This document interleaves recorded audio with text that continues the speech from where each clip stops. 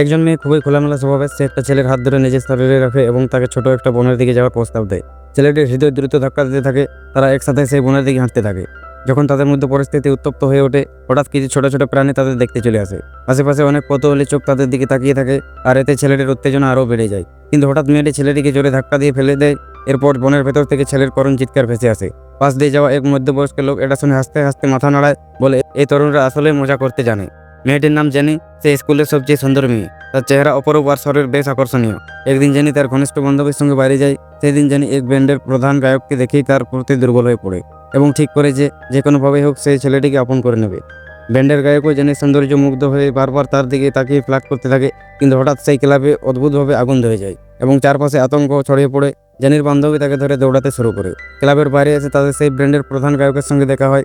Jenny তখন এতটাই মুগ্ধ হয়ে পড়ে যে সে তার সঙ্গে বাইরে যাওয়ার প্রস্তাব গ্রহণ করে। কিন্তু জেনি জানতেও পারে না তার ভাগ্য কি ভয়ঙ্কর ঘটনা অপেক্ষা করছে। সেই রাতে জেনির বান্ধবী তার প্রেমিককে ফোন করে তার উদ্বেগের কথা জানায়। কথা বলার মাঝে সে তার ঘর থেকে অদ্ভুত শব্দ শুনতে পায়। যখন সে চারপাশে খুঁজে দেখে, তখন হঠাৎ সে দেখতে পায় রক্তে ভেজা জেনি দাঁড়িয়ে আছে। পরদিন জেনির আচরণ দেখে মনে হয় সে কিছুই মনে করতে পারছে না। সে শুধু জানে ক্লাবে আঙুল লেগেছিল, কিন্তু তার পরের ঘটনা সম্পর্কে তার কোনো ধারণা নেই। এরই মধ্যে স্কুলের কয়েকজন ছাত্র নিখোঁজ হতে শুরু করে। কিছুদিন পর পুলিশের খোঁজে এক মোটা ছেলের মৃতদেহ পাওয়া যায়। মৃতদেহে এমন দাগ ছিল যা দেখে বোঝা যায় বন্যপ্রাণী তাকে ছেড়ে খেয়েছে। ধীরে ধীরে জানা যায় জেনি আসলে এক ভয়ঙ্কর অভিশাপে আক্রান্ত। সে নিজের সৌন্দর্য বজায় রাখার জন্য ছেলেদের হত্যা করে এবং তাদের শরীর খেয়ে ফেলে। যখন সে কাউকে মেরে ফেলে, তখন সে আরও উজ্জ্বল এবং সুন্দর হয়ে ওঠে। একদিন এক ছেলে জেনিকে ভিডিও গেম খেলার আমন্ত্রণ জানায়। তিনি সন্দেহ রাজি হয় এবং নির্জন একটা জায়গায় তারা দেখা করতে যায়।